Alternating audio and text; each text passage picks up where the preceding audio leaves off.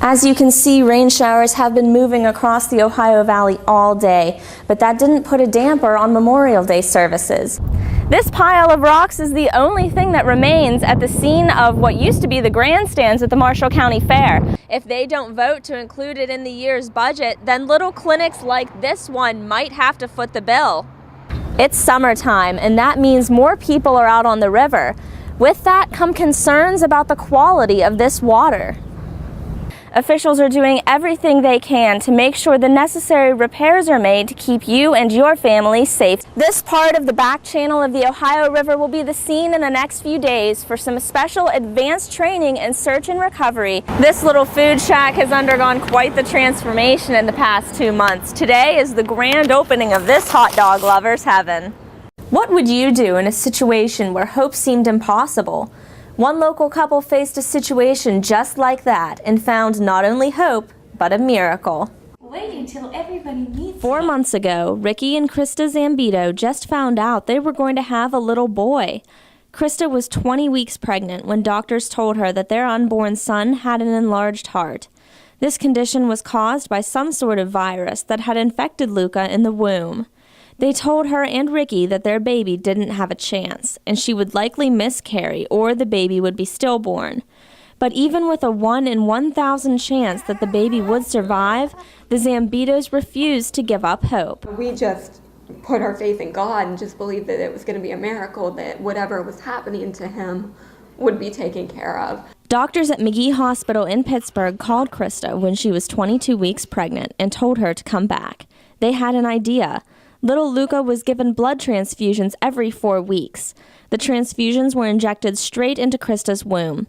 Luca's blood counts continued to rise. That first successful transfusion was the turning point toward hope for the couple.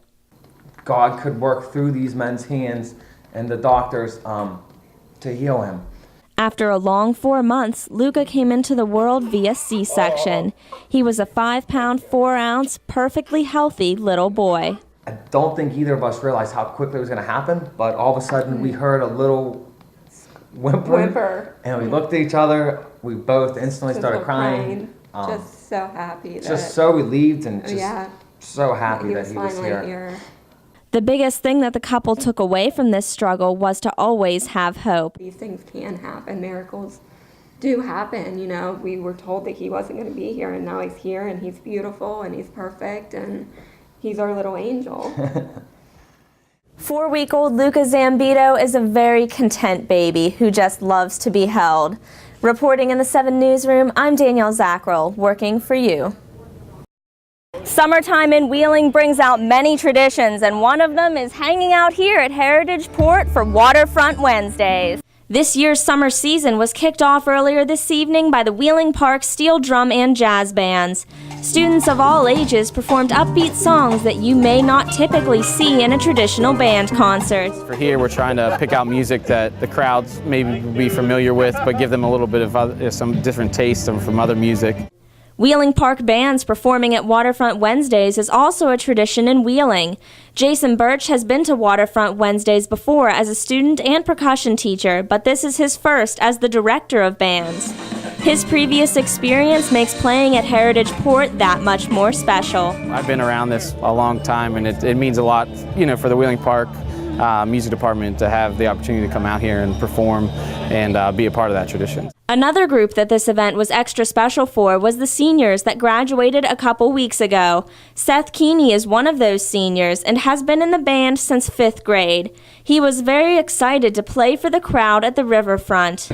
This is kind of the premier event, and it's really cool that they asked us to come down here and play, and hopefully we'll give them a good show. Waterfront Wednesdays will be held every week during June, July, and August. The full schedule of bands and more information can be found by visiting wheelingevents.org. Come out and experience the tradition filled with kettle corn, giant snow cones, and great music. Reporting in Wheeling for 7 News, I'm